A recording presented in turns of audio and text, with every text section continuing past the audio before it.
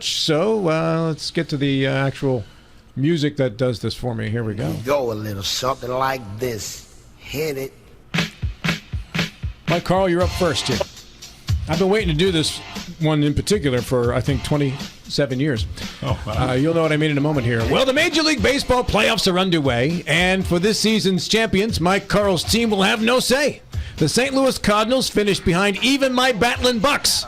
So as a Pirates fan, I can finally say, hey, St. Louis sucks. The Bucks finished ahead of the Cards for the first time since Bill Clinton was president. So until next year, it's the Cards or the NL Central's new last place resident. Congratulations on what a historic event. I had to wait, 27 years to gloat about beating the Cardinals in the standings. That's not good. All right. For this next one, I'm going to have to use some special music here. So, because he's back from Italy, ladies and gentlemen. Normally, this would be like Ferretti music here. I'll bet you didn't know this because I didn't until I saw it too. But it's actually National Badger Day. No lie, that's 100% true. How fitting then that Mike Hyde has returned from 2 weeks away, where in Italy he picked up the checks and boy did he pay. He kind of learned the language and sampled the cuisine, and even spent time visiting towers that lean. You can take the badger out of the country, but not the country out of the badger, which is why upon his return, he got into a fight with a TSA manager. Yes, he did. Would you care to expand no. as to what the reasoning was? What the reasoning was behind your issues, Mike? Anything? No. Right now, FOIA requests are being drafted. Might have had something to do with being 9 hours on a plane, but I don't know. I made it all the way back to America before I turned into the Badger. I always appreciate the David Valente political perspective of offices not appointed but rather elected. Of late, I know he's been watching the House GOP and doing anagrams with those letters which spells hog soup, not counting the E. His latest suggestion is to vote in Matt Gaetz as Speaker, and that's pretty cool, with the stipulation that Gaetz be treated to his own golden rule. Mr. Valente, I liked your suggestion. Yeah. Hey, I call it scared straight. Become the Speaker and deal with those people yourself, right? Yeah, absolutely. Over the past couple of months, we've been treated to some picks. As a result, our panelists have taken their share of licks. We've had Valente pre-teen and Mike Carl's college bash, or Mike Hike back in high school rocking that stash. Who can forget Ferretti in high school laying on the beach with that potential porn career not so far out of reach? There was the Admiral on the high seas living the life. Now comes Larry Schultz in the 70s Sunday mystery movie as McMillan and wife. You just seen the picture now, Larry? Yeah, I don't know if you remember the old TV show, McMillan and wife, solving mysteries on Sunday. I think Columbo was on one weekend, McLeod and McMillan and wife, right? Mm-hmm. Nobody on the panel has gotten the old photo sequel, and normally that's how it'd stay, all things being equal. Bill already had his solo photo captaining his ship, leading his men while taking no lip. You think you know the man, but you've seen his full glory. Until you see Bill with his Bonnie, and now you know the rest of the story. The Bonnie part is the good part of the story. And there it is, ladies and gentlemen, the young Bill Stubblefield and the lovely young Bonnie Stubblefield. Isn't that nice? Yeah, it's not up there yet. Just yet. Yeah, you guys are on delay. Yeah, we're on delay. Yeah, I can see it all from where I am as live time there. Holy nice? cow! Huh? Wow. How young, how thin I looked back in That's a those. good-looking couple there. Isn't that nice? Yeah, Bill. Where was what year that was taken or anything? I'd say probably mid-70s. The only thing missing is the Yellow Jackets. I was just graduating from high school In the mid-70s? mid-70s. I would have been 12 in the mid-70s. Yeah. All right, so issue number one, we go to David Valente, who mans the Ferretti seat today. Yeah, you kind of spoiled the fun, but with this House vote this week, we're now waiting for a new speaker. I know we have a couple people who have been put their name in nomination, Jim Jordan and Steve Scalise.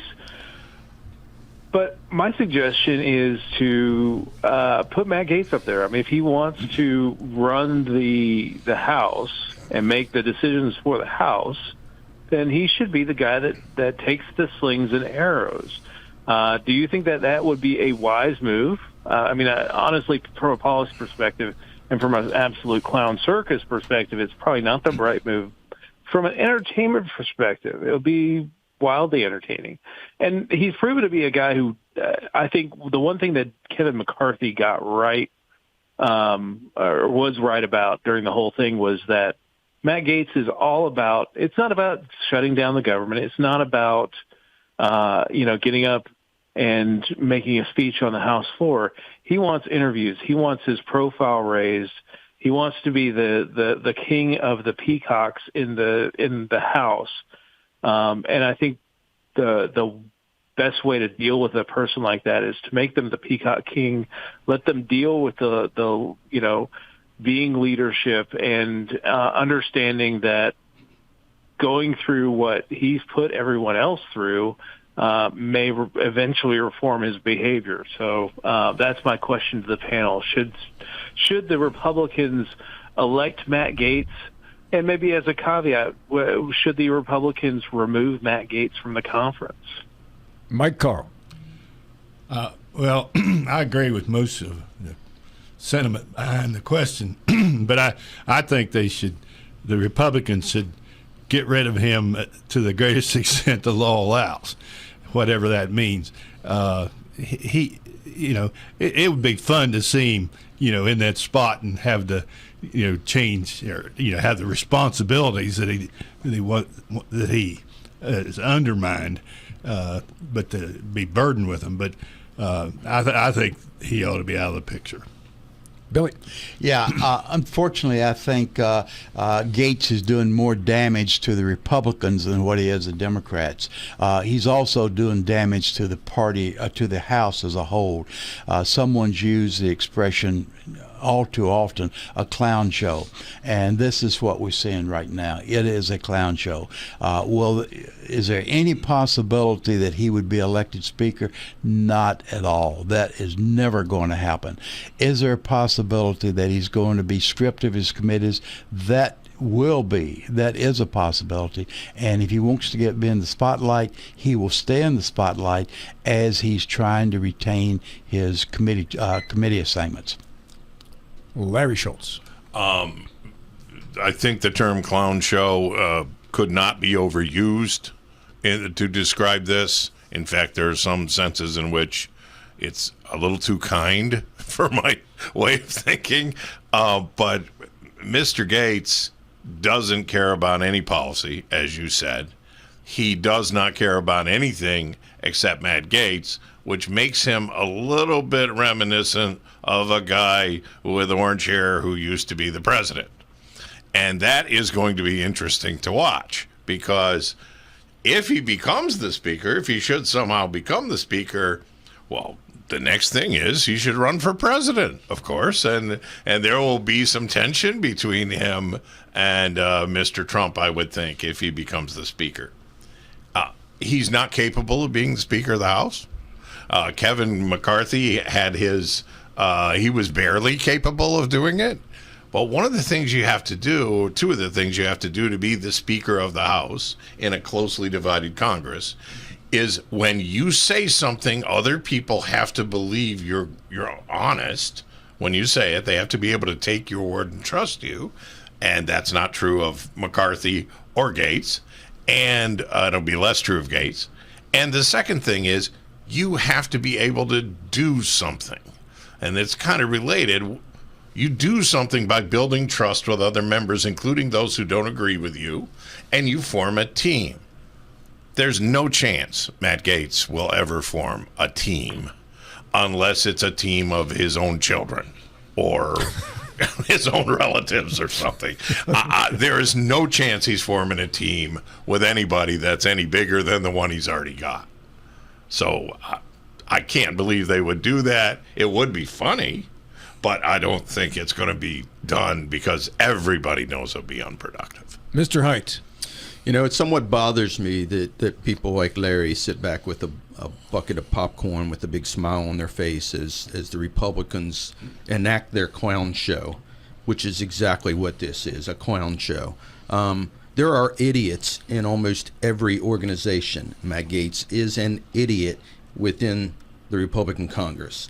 And how you deal with idiots is not to put them in charge and give them a taste of their own medicine. You make them irrelevant. And I believe McCarthy was not a strong leader, and that's why Matt Gaetz gained traction like he did.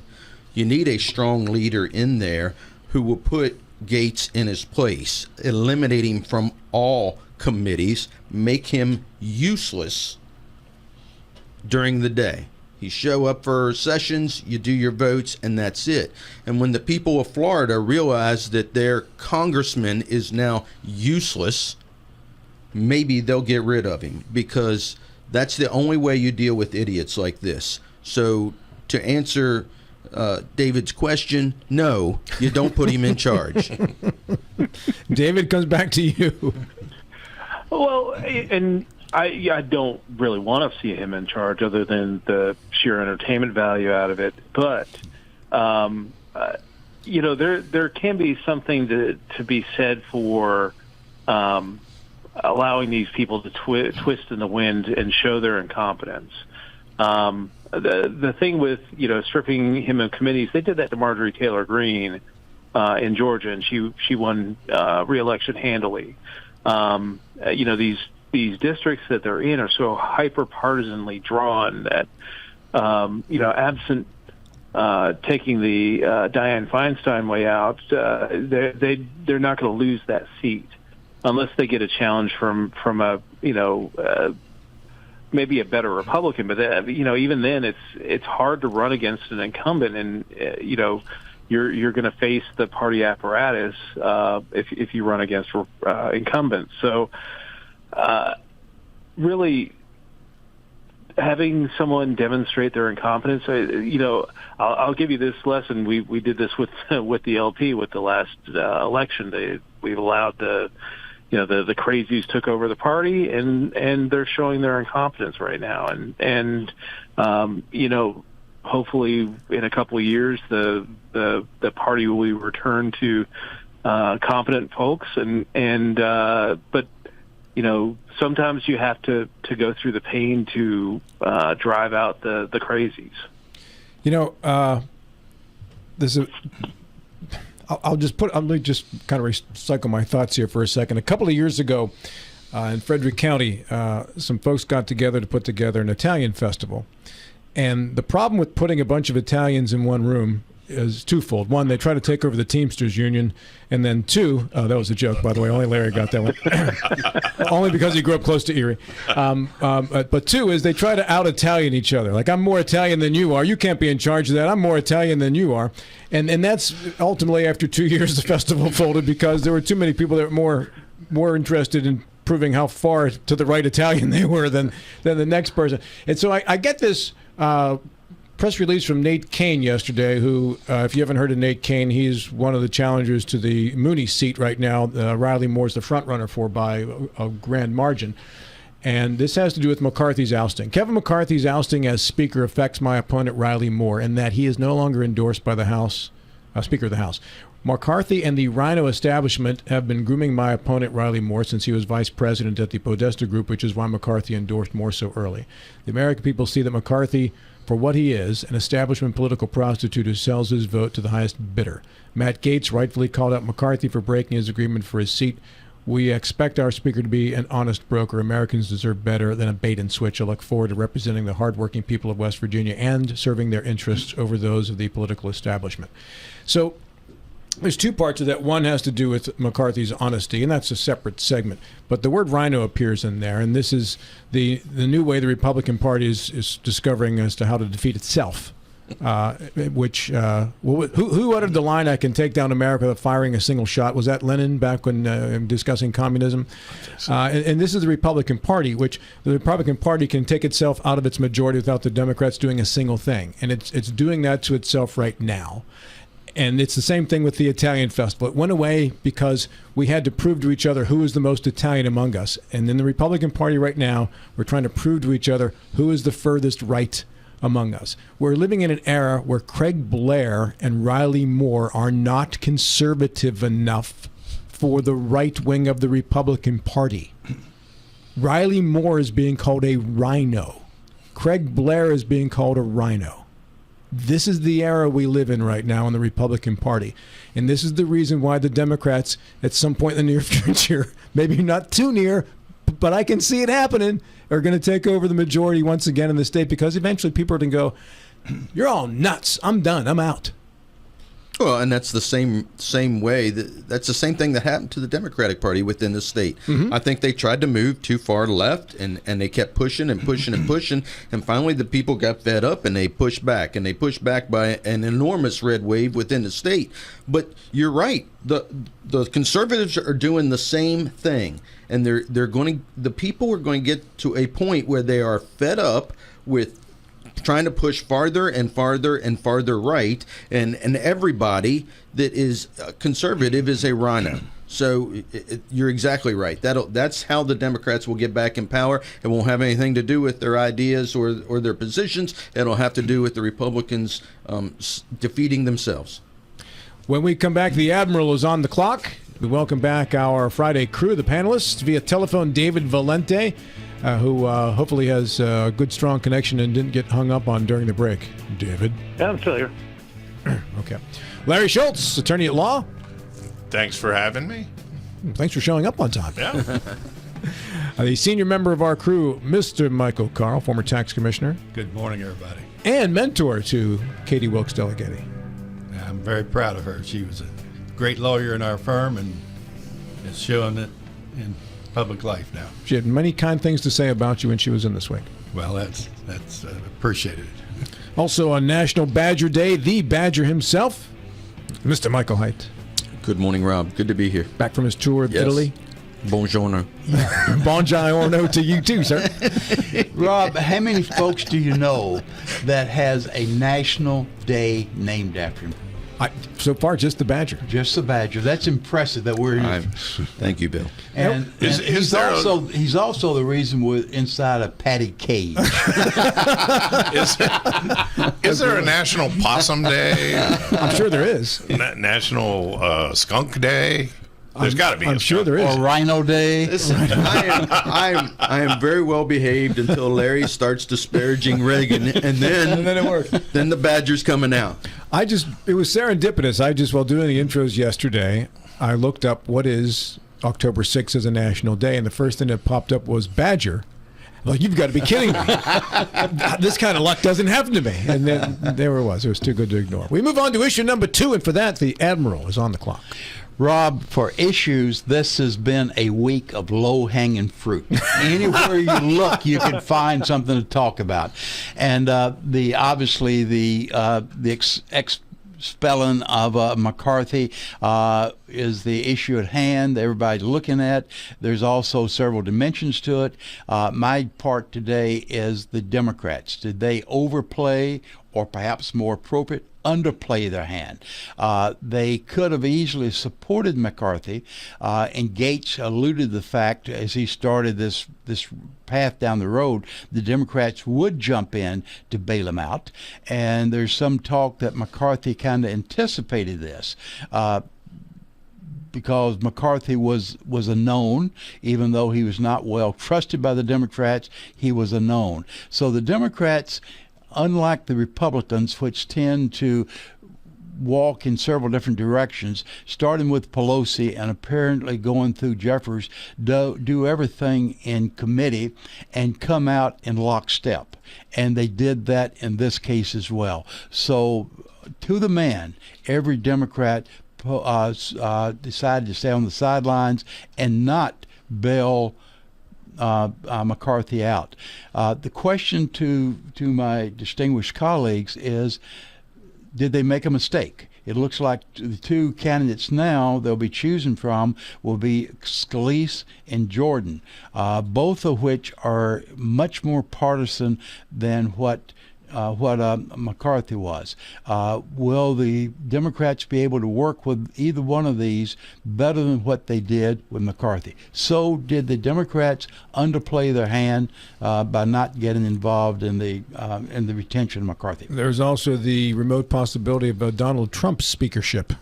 By the way, that's been floated out there. He said he'd be happy to help. Yeah, he did say, but he's kind of backed off on that by saying he's supporting Jordan now. So he's coming full bore for Jordan. And by the way, Nancy Pelosi did pay a price for not supporting McCarthy. She lost her office. She did, and first time in recent history that's happened. They've always respected the previous speaker. In this case, and suppose it's McCarthy that was one behind the scenes that kicked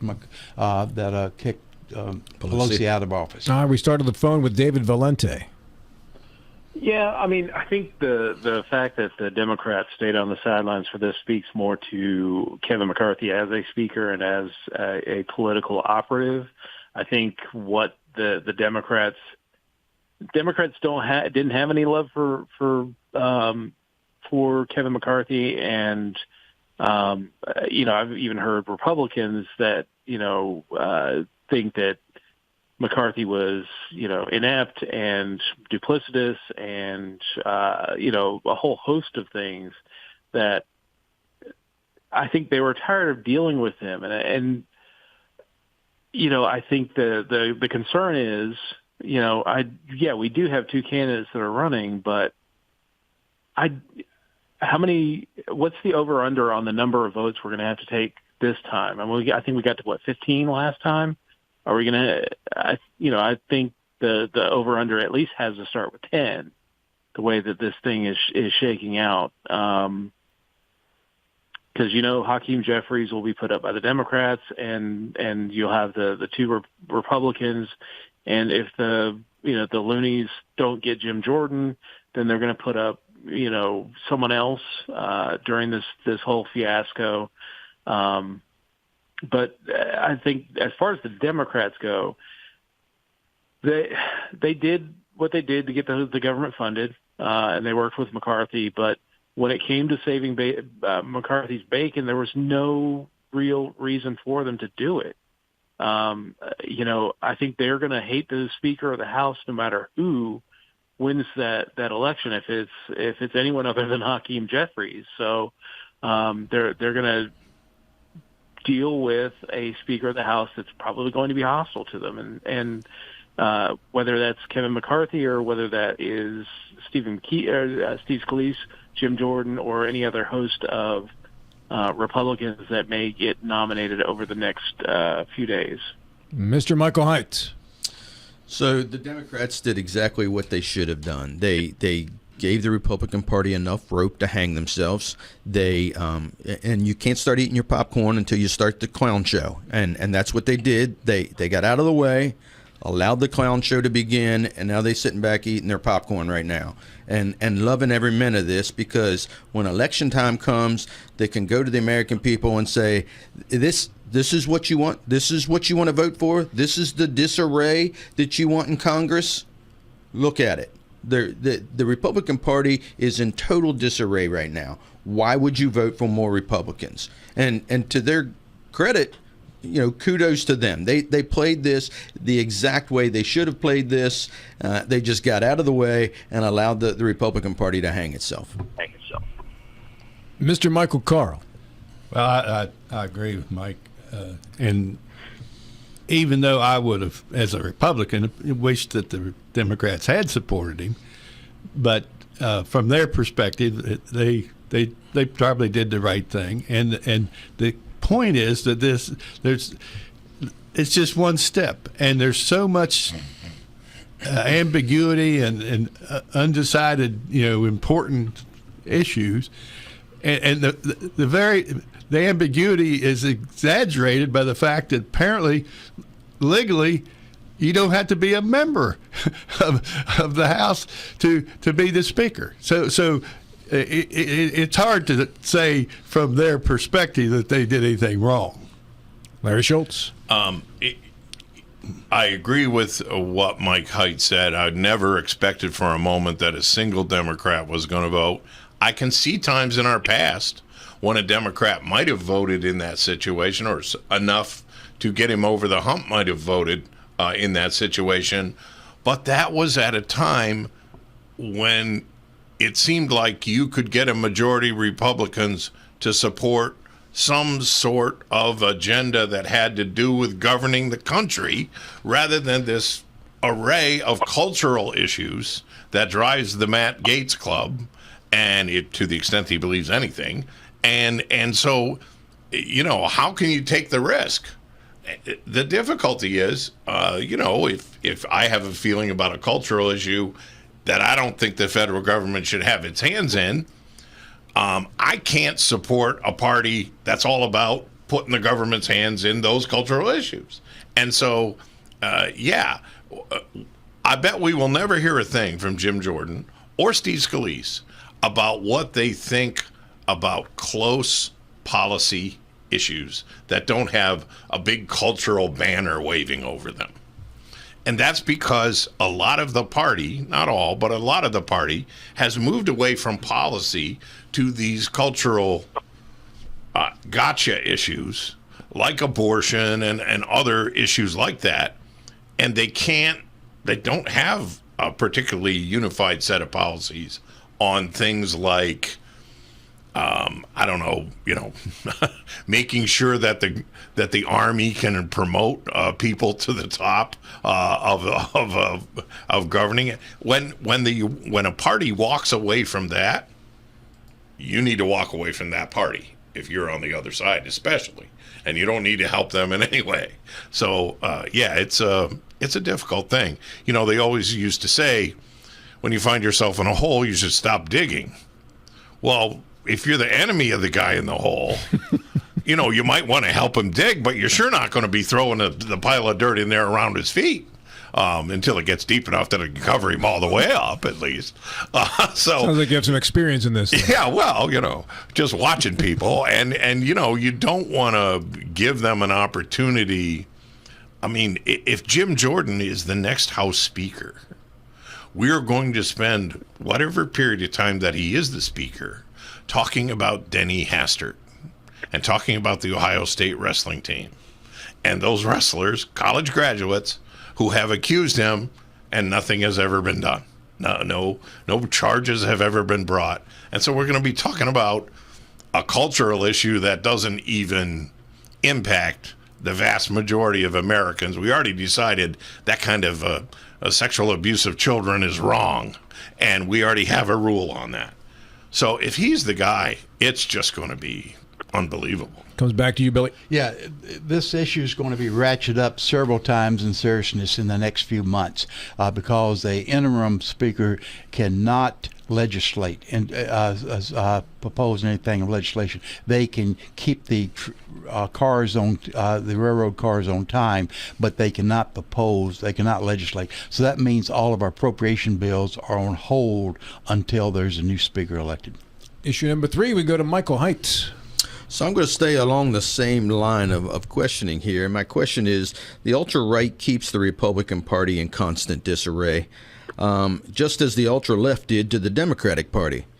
Will this affect the conservatives in the same way at the state and the national level?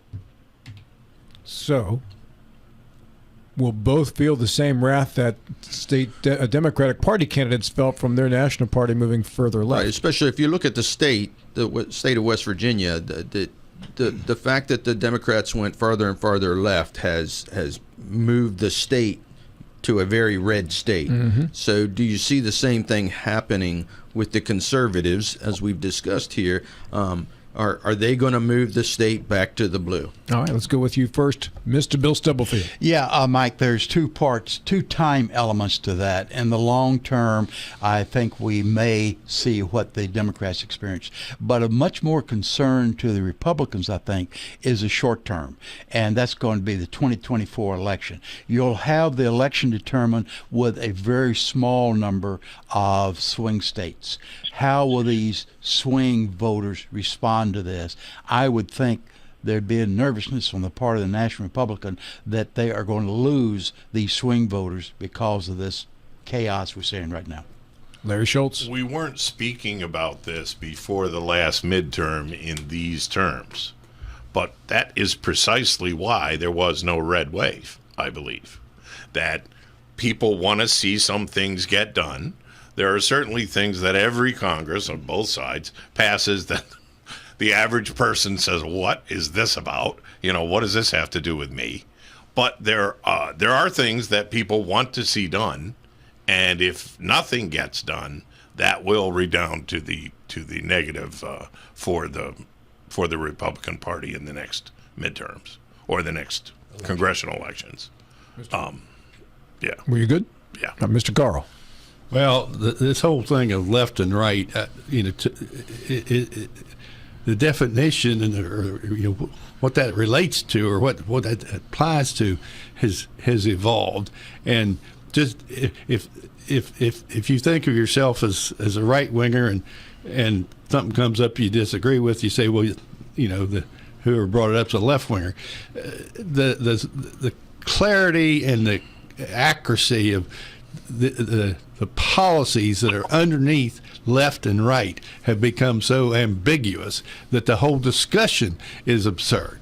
The right used to mean that you believed in free enterprise and limited government, and left used to be that you believed in the opposite and more involved in overriding government, and we've gotten so far away from that clarity that the whole that the terms are worthless. Interesting point, Mr. Valente. I think we've already seen it in the state of West Virginia. We've seen the last couple of sessions dominated by issues like transgender kids and the abortion debate.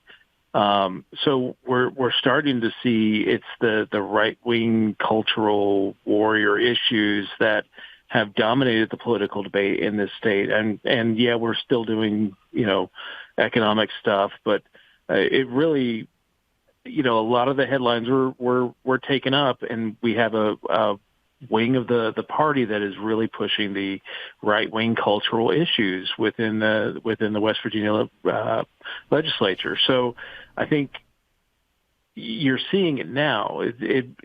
Maybe if you agree with it, that's one thing. You're not seeing that it's happening, but it is happening. And when it comes to, at some point they're going to push to a point where, the mainstream Republicans are a lot of the mainstream Republicans are not going to want to go. And that's where you're going to start seeing the Matt Gatesification of a wing of the political party, really just trying to gum up everything. Because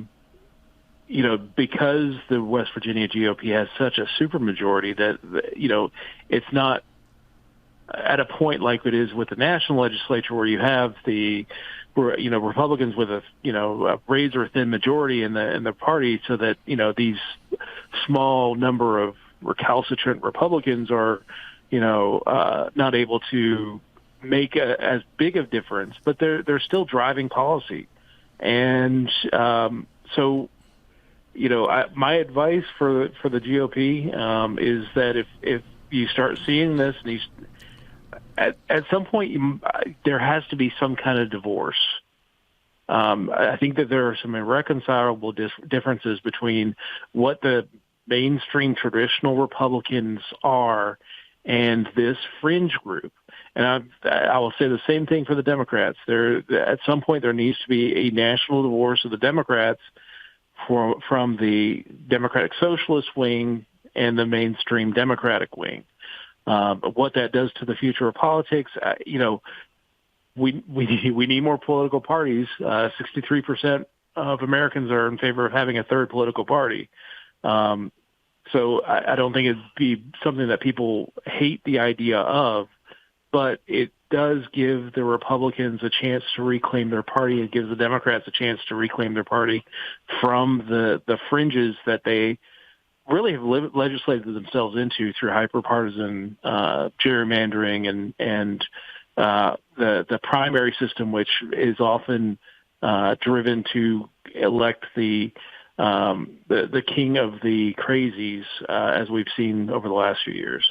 Comes back to you, Michael Haidt, and I'll come back with this and impose this. You can address it or not address it. But don't you think the reaction of the Republican Party and moving to that far right really has been a reaction, because for every action there's a reaction, right? From the far left of the Democratic Party, which was pushing social issues that many Americans went along with because, I got other things I got to do, until it got so far that it was, this is just too far for me. I can't put up with it. Yeah, I agree. That's exactly what happened. That it wasn't so much that the right was coming up with all these great ideas as much as it was the left was coming up with so many crazy ideas that it pushed people to start voting for the right. Now, I'm going to push back on David a little bit when you talk about the state legislature constantly pushing the majority of cultural issues, and that is just not the case. It's the cultural issues that are being pushed are the ones that get all the spotlight. So there's this appearance that the current state legislature is pushing all these cultural issues, and while it is the far right that is pushing those particular issues, only about 10 or 20% of them actually get taken up by the body, because the majority of the conservatives, a lot of those issues are way too far right, and they don't take up these issues. But the majority of overall legislation is not cultural. It's just not. So, but there is this perception because the media keeps pushing this and bringing that to the spotlight. So there's this impression that that's what's going on at the state level, and that's really not the case. Now, on the national level, I think Larry's slightly right. That's why we didn't have a red wave last time. I think some of these issues, people were saying, you're going too far with them. And to Mike's point, when you're looking at party, I don't think that you should look at I'm not going to vote for Republicans anymore because they're going too far right. I think you still have to look at the platform and say, are these the things I believe in? And this is the Republican platform, or are these the things I believe in? And that's the Democratic platform. And then you have to vote accordingly. You just have to find better candidates. You have to, if you believe in the Republican platform, then vote Republican, but find a good Republican candidate and quit voting for these crazies. And on that note, unless there are any final comments. I just had one thing I wanted to say. At its most extreme left, pick a year, the West Virginia Republican Party was nowhere near as far left as the legislatures of the most leftist states in the country.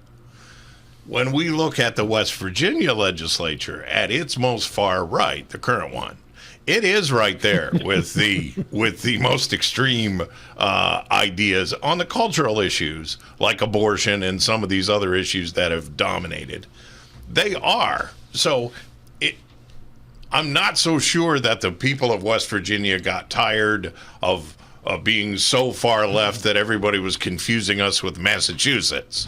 I never had that problem in all my travels. Or nobody said, "Are you from California or West Virginia?" You make a great point. It was the national Democratic movement to the left which has influenced the state of West Virginia and the voting in the state of West Virginia, not necessarily the Democratic Party within the state of West Virginia. Yeah. I'll agree with you 100% there. I would too. Yeah. I should point out for those of you who are just discovering this show or new to it, it is a panel show. I select the panelists. I am not influenced by anybody for panel selection. I will fully admit that I did inherit Mike Carl back in 2010. He had already been on the program since 1998 or something. I don't think it's quite that long, but it was in the early 2000s. Early 2000s. Yeah. Were you here when the planes on the air when the planes hit the towers? Oh yeah, Yeah. So long, you were long here before 2001. that. Yeah. Okay. Well, that was 2001. Oh, that's right. Yeah. Yeah. So I think 1997 or something was my first year. the goal of the program is to get a balanced group of people. It doesn't have to be equally balanced, this for that or whatever, just to make sure that various opinions are heard around the table. Mr. Haidt is an elected delegate, a Republican in the state legislature. Mr. Carl is a former tax commissioner, served who was the governor at the time when you were tax commissioner, Mike? Archmore. Archmore, that's what I thought. And also was around the Nixon White House a couple of times. In the service. In the service. Well, I was in the service. Absolutely. Mr. Stubblefield is a former Republican, is an independent now. Mr. Schultz is a registered Democrat. Mr. Valente is a former chairman of the state's Libertarian Party. And Larry Schultz, before we go to you, to answer your question from our first segment about National Badger Day, there is a National Opossum Day. And it is October the 17th, which is this month. And that's nice. It's good to see the possum recognized. The great thing about possums is that not only are they not nasty, they're kind of calm and quiet, but they eat ticks, man. They eat their weight in ticks. Yeah. And so all these diseases that you get from ticks, the possum's your best bud. You should have one as a pet. Do you have if you live out in the woods? Do you have someone in mind to be labeled as the possum? Not yet. We'll have to see what good they do for their community. Then they would get the name the possum, because the possum is a ugly and kind of freakish, but it is an odd still looking. Very helpful to the community. Yeah, it's not quite up there with the platypus, but it's next in line. Issue number 4, we go to Larry Schultz. Will Donald Trump continue threatening court personnel until he is fined, until he is jailed, or until one of these people or their families are murdered or attacked by one of his lunatic followers? That is a very well balanced question. There's no Until the end. You're not leading anybody in any direction. You form no opinions in your question itself. I think any journalism professor would say yes. That's an A question. He's not going to stop doing this. We know he's not going to stop it. He's been warned by the judges, and he's still doing it. How far will they let him go? I guarantee you the thing he said about the court's law clerk the other day, you did that in Berkeley County, you'd be addressing your future press conferences through a set of gray bars. But there's no question about that. Let's go to you first then, Bill. Go ahead. Okay, but what can the judge do? Put him in jail. I'm not sure that's What's that the charge? easy. What's the charge? Contempt of court. And that'd send shockwaves more so than what we already have now. The judges literally have their hands tied behind them, and if they don't have, Donald Trump is going to ensure they have their hands tied behind them. But if any defendant at the level that I operate at in the court system here, were to say something in a state court about the judge's law clerk being a political ally of Chuck Schumer and they're all crooked and it's all, you get very little grace from the judge. You're right, Larry. You're right. For 99.99999% of our people, but then there's Donald Trump. Donald Trump is such a unique position. But no one is above the law. Not just Donald Trump. This kind of stuff happens at this level all the time. You can go back to Maxine Waters. You can go all kinds of people you can point out that make comments like this. I remember when SCOTUS overturned Roe v. Wade, and there was all these protests, and there were calls from people in Congress to go and protest, and the SCOTUS was being threatened, and nothing happened to any of those people. It's because people in power like that don't get the same treatment that, like Bill says, 99.9999% of the rest of us. But the difference is Maxine Waters was not a litigant in the case, not accused of a crime, and criticizing the judge who was bringing forth the rulings. There is a difference there. I mean, criticizing judicial officers is something you better do very carefully, and you better not talk in terms of any kind of violence or any kind of thing. But when you're the defendant, but Larry, you've got to be very careful about that. But Larry, if there was an image showing Donald Trump being escorted out of the courtroom in handcuffs, going to a jail cell, there would be riots throughout large sections of this country like we've never seen before. Okay, but the alternative is to sacrifice something much more important than peace in the cities or whatever.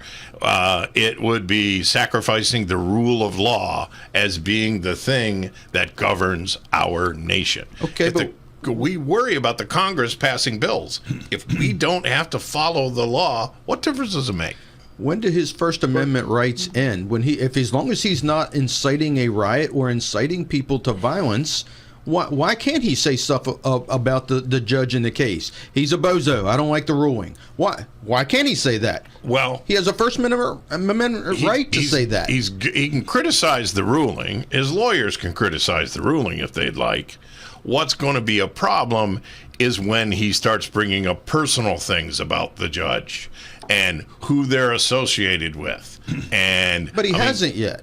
Oh, there are some things. This court clerk, he definitely moved way past the line, in my view. And again, if that had been even a city councilman from the city of New York, he'd have been in jail or fined heavily. Now, there are other ways without jail to do it. And interestingly, in this civil case that's going on now where he keeps criticizing the judge and the clerks, they could simply start fining him, which would be kind of ironic because we already know from the case itself that he doesn't have as much money as he says he does. Base the fines, what I would do is base the fines on the amounts he's listed as the value of his properties. not on the amounts he listed them for tax purposes, right? I'd set it on the high bar and make him come in and say, well, wait a minute, that's not fair. That building's not really worth that much. Look, there has to be a limit to this, and otherwise you're going to see a limit to free speech. Oh, there is a limit to free speech now. Go ahead, David. There is. Go ahead, David. Sure. Yeah. So I mean, look, it does speak to a two-tier justice system that the powerful can do what they want. But one thing I do know about judges, they do love to protect or be very, very careful about changing precedent. And in this case, allowing Donald Trump to run his mouth, I really don't care about the fraud trial. That doesn't concern me. But when he goes on a True Social and starts talking about how Mark Milley has done treason and in days gone by would face a firing squad, I think at that point we're talking about witness tampering, and that's where I think Donald Trump is going to face his legal sanction and should face his legal sanction. You can't, in the public eye, threaten and intimidate your potential witnesses against you. It can never fly. If you want this judicial system to continue to work, you can't allow this stuff to happen. And eventually, Donald Trump is just testing this judge and the judges in each of these cases, and seeing how far he can push them. And maybe he'll stop at a fine. I don't think so. I really do think he wants the image of him being led away in handcuffs just to, put it up there as, his martyrdom. But at some point you have to do it. You have to go through it and, sanction him legally, not just fines, because I think fines won't stop him. It's going to be, he's going to say something, and they're going to have to put him in contempt of court. And maybe he spends a night in jail or something like that. Maybe that wakes him up. I still don't think it does. I still think he continues to run his mouth until these trials occur. But there has to be some kind of punishment for what he's doing, so that he doesn't, that we do protect the rule of law, and we do protect precedent, we do protect procedure. And again, free speech is not intimidate witnesses. That to me, that's inciting violence, and you can say, well, did he really mean that, and all that stuff. Again, I'll leave that to the judge to decide as far as legal sanction when it comes to contempt of court. But it's going to get worse. It's going to continue to get worse until somebody takes action, and then we'll probably still see it get worse, because that's just who Donald Trump is, and no one can take his phone away from him. Mike Carl.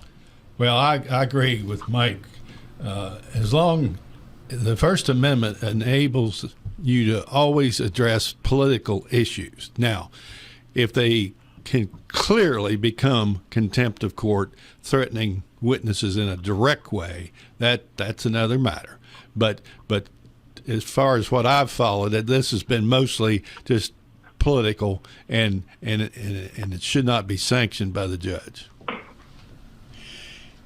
Yeah, I'm still caught up with this image. We're at a crux of a problem now. It's going to go to the Supreme Court, and it's going to be one of the most meaningful decisions ever made by our Supreme Court. Probably will go back to the Dred Scott case in 1856, 1857, whenever it was. It's going to be of that magnitude because it's going to be at the heart of our Constitution.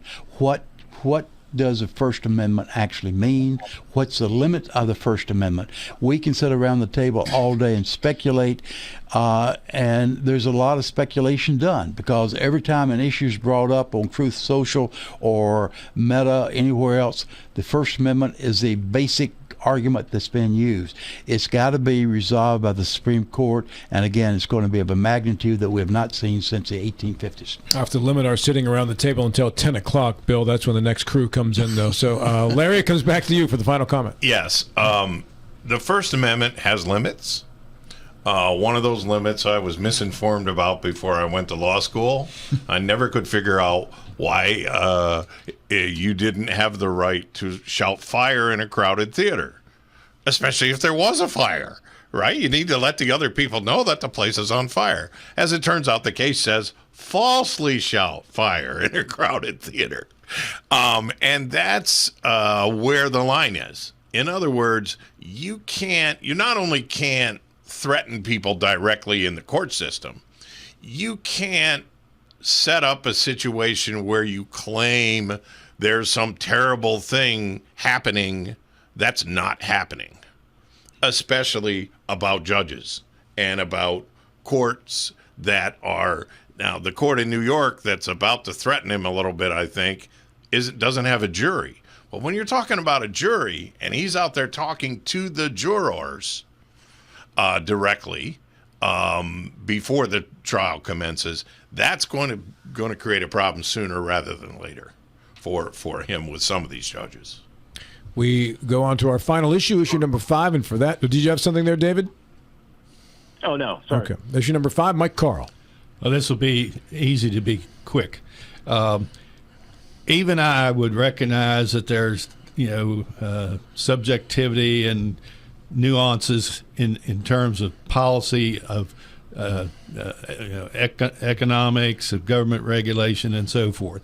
But on which there cannot be any debate is how wrong the Democrats are on law and order and protecting the border. And Biden's recent steps has almost admitted that there's no doubt that eliminating incarceration for criminals has by Democratic leaders has perpetuated criminality in their jurisdictions, and there's no doubt that the open border has made that even worse. So tell me how I'm wrong about that. All right, Mr. Carl, I salute you, as I did Mr. Schultz, for a very unbiased, completely balanced, non-political statement that should lead to an easy conversation from both sides. Clearly not leading in one direction or the other. Bonus points for you.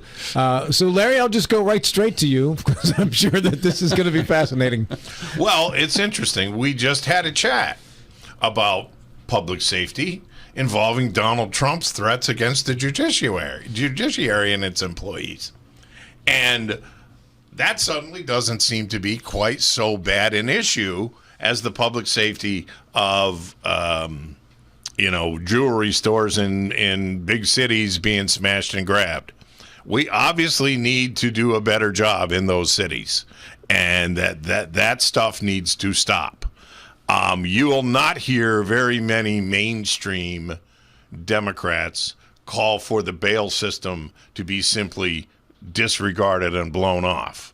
There are plenty of people who think it needs to be reformed so that you don't set the same bail for a millionaire as you set for someone who has no money at all. I say have no bail. Put them in jail until their cases goes to trial. That's what I say. One of the difficulties with that is, of course, Mr. Trump wouldn't be available to talk to the press because he would be in jail. He's got 91 felonies. And that's a problem?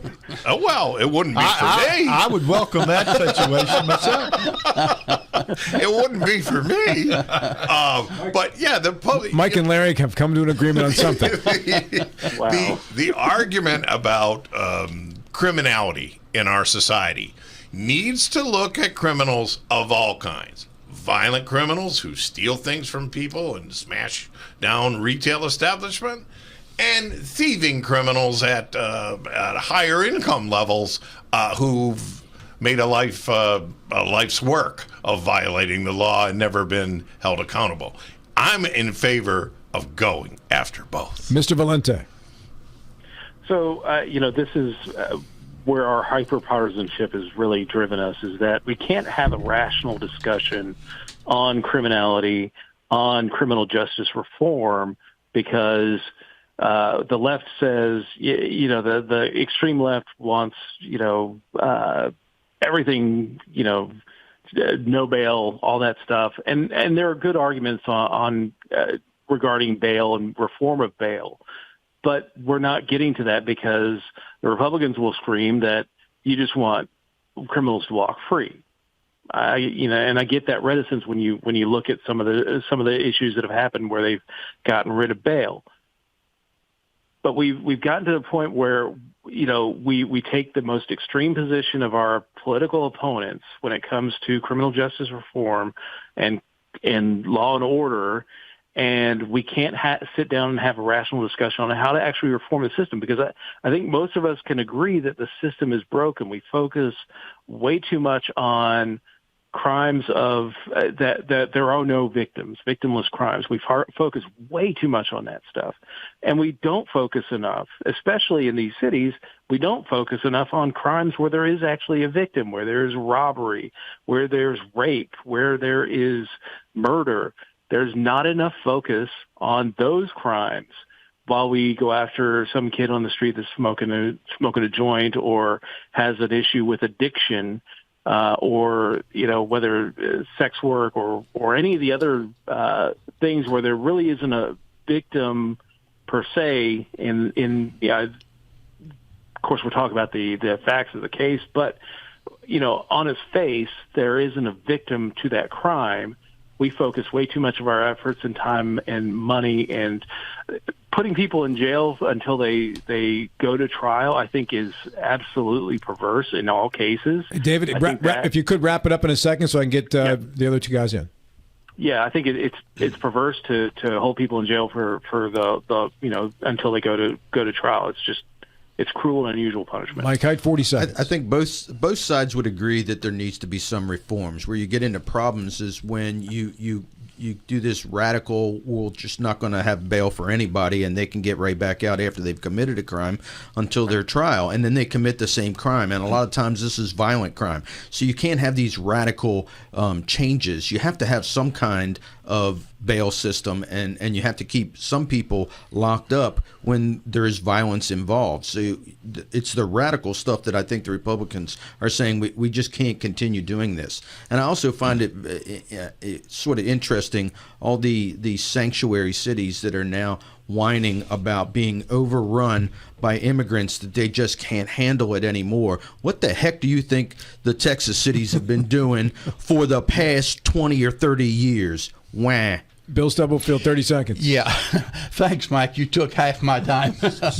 No, the problem is, in my view, is that a statement can be made by some member of a party, either left or right, Republican or Democrat, and then it becomes a talking point. It develops a life of its own, that they're against, everybody's going to defund the police. That may have been stated by one or two members of a party, but it develops a life of its own. And I think that's part of our problem. All right, good job getting it in there, Billy. I didn't. I only got a third of what I wanted to say. Good news is you have another 8 seconds at the end, so You picked the right third. spend those wisely. As our closing music to this segment, Damon Wright does on Facebook with the suggestion there. Final thoughts time. We start on the phone with David Valente. Hey, so new hockey show this season. We're going to be doing the Scabbard, which is covering Sabres game nights every game night 6 p.m. Larry Schultz. Come to the Apple Butter Festival in Berkeley Springs, West Virginia. The weather's going to be great.